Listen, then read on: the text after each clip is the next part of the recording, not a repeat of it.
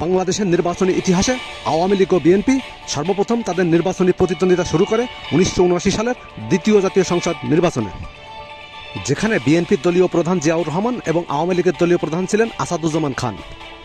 ওই নির্বাচনে বিএনপি 207টি, আওয়ামী লীগ 39টি, মুসলিম লীগ 20টি, জাতীয় সমাজতান্ত্রিক দল 8টি আসনে জয়লাভ করে। আওয়ামী লীগ ও বিএনপির নির্বাচনী প্রতিদ্বন্দ্বিতা শুরু হয় এই নির্বাচনের মাধ্যমে। বাংলাদেশের নির্বাচন ইতিহাসে দ্বিতীয়বার সরাসরি আওয়ামী লীগ ও বিএনপি প্রতিদ্বন্দ্বিতা করে 1991 সালের পঞ্চম জাতীয় সংসদ নির্বাচনে। বাংলাদেশের নির্বাচনী ইতিহাসে ওই নির্বাচনটি সর্বপ্রথম তত্ত্বাবধায়ক সরকারের অধীনে অনুষ্ঠিত হয়, যেখানে বিএনপির দলীয় প্রধান ছিলেন খালেদা জিয়া এবং আওয়ামী লীগের দলীয় প্রধান ছিলেন শেখ হাসিনা, যেখানে বিএনপি 140টি এবং আওয়ামী লীগ 88 আসনে জয়লাভ করে।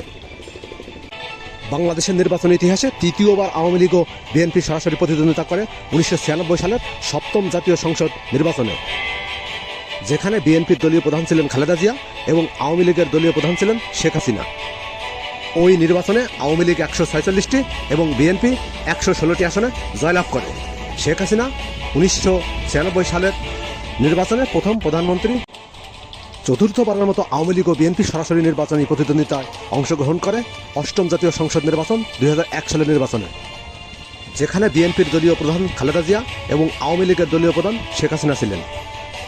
ওই নির্বাচনে বিএনপি 193 এবং আওয়ামী লীগ 62টি আসনে জয়লাভ করে।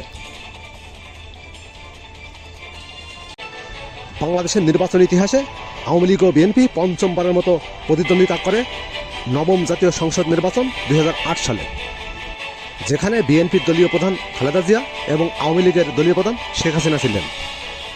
ওই নির্বাচনে আওয়ামী লীগ 230টি এবং বিএনপি 30টি আসনে জয়লাভ করে।